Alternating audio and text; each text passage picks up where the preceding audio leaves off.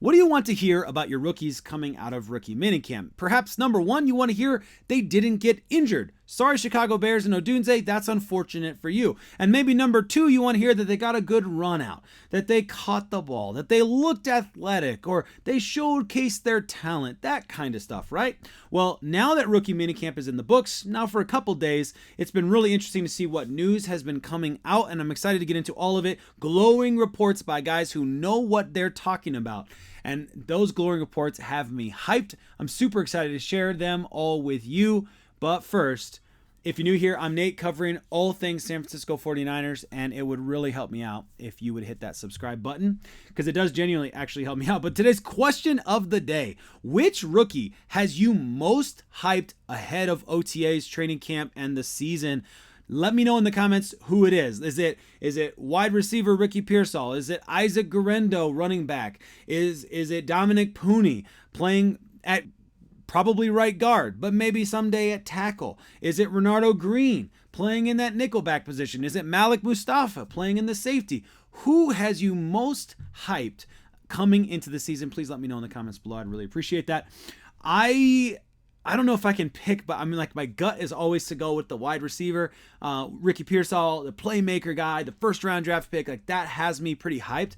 But I've lately been getting more and more excited about Renardo Green's chances of playing in the nickel this year. And how can you not be excited about Malik Mustafa? He's just an exciting player that I think we'll be looking to a couple years from now as a major player on this team, major starter.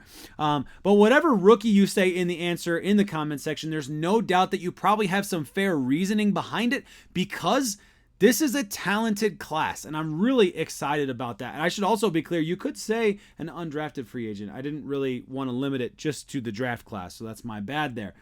But maybe it's my red and gold glasses on. I don't know, but this draft class plus UDFAs just look better and better the more that I look at them, the more that I read articles, the more that I watch videos. And I'm not the only one.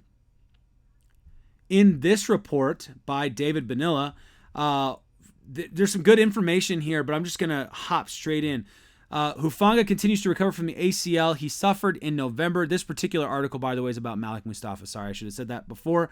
Jair Brown gained valuable experience filling in for all-pro safety, but is only entering his second NFL season. Additionally, the 49ers' other starting safety last season remains a free agent. There's certain things that we learned when we watched it, and we're going to get it corrected. That was when, if you didn't catch Nick Sorensen's first kind of main presser as a defensive coordinator, that quote is from there. Another aspect of Mustafa's game that intrigued the 49ers was his versatility, with the defender showing great comfort playing multiple positions, including lining up in the slot.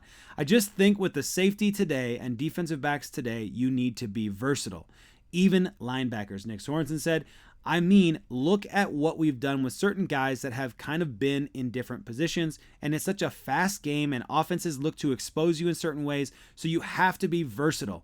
We like when guys have versatility, referring to Mustafa, but we also just loved his play style. And then Tariq Ahmad said some amazing things about Malik Mustafa as well covered by Bonilla in this article, but he immediately stood out as one of the best combine interviews we had the entire time.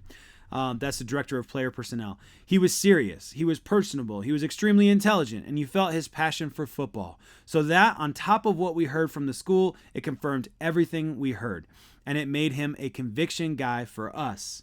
Mustafa also kind of talked about his excitement to work with John Lynch. Just awesome to just be a part of an organization with a GM that just has been a part of the game. He actually understands his players, understands the game, and is someone that can relate to us. Ahmad expects Mustafa to enjoy a smooth transition from college to the NFL. That's what you want to hear because of his intelligence and football character. Love it. He worked extremely hard to become the player that he is. He's got excellent short area acceleration, excellent demeanor, burst, explosiveness. The thing he does at a really high level is trigger, process, and react. You'll see that. He can close. He can really close at a high level. And if that weren't enough, David Lombardi on Twitter putting his points out there. Love every second of it. Dominic Pooney is very well built, carries 313 pounds impressively, which is what everybody is saying about this guy. He is athletic. He's carries his weight and moves his weight in an athletic way. One brother was a wide receiver and the other an offensive lineman. You can tell he's athletic. Very good interview too. Did combo block work at practice with other O-linemen. UDFA Drake Nugent, a center, is on the shorter end, but didn't look out of place. Ricky Pearsall, smooth operator. He and Jacob Cowing did punt return work. If you didn't see that, I think we covered that in another video recently. Tanner Mordecai, QB, I think he was an undrafted free agent too. It doesn't say, but I'm pretty sure he was crisper in the short game than I was expecting. That'll be key for his roster chances. Still way too early to gauge anything beyond that though. Isaac Guerrero has burst, dropped a pass coming out of the backfield, but Cowing bobbled a couple punts. It's rookie minicamp, nothing to be alarmed about. And then tight end Mason Pline is well built. Key will be developing him as a blocker, but he has the body for it. Brian Fleury was already coaching him up hard. It's all nice. It's all in all a nice introduction to the rookies on a warm day. We'll see what the 49ers think at tryouts. OTAs are next. And so many really interesting storylines coming out of rookie minicamp. Things that I'm excited about, that you should be excited about, in my opinion, have me fired up. Just a few on there. So let's talk about Pooney firstly. So Dominic Pooney, obviously, he's coming in.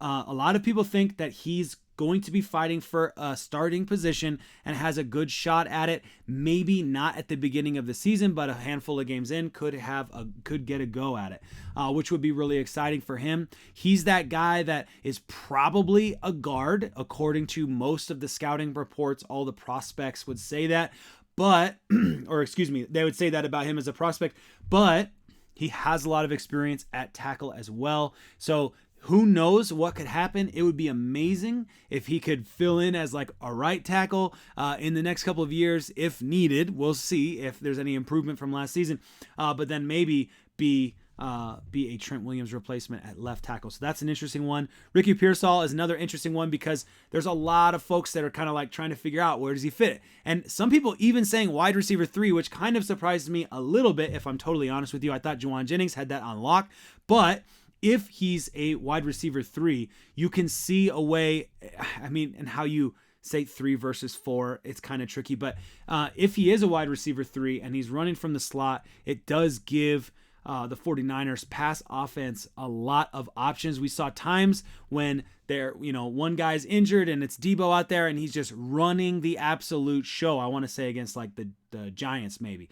And just amazing, but it would be great if it wasn't just one guy who was running the show. And that's the beauty of the 49ers offense. There's so many talented guys.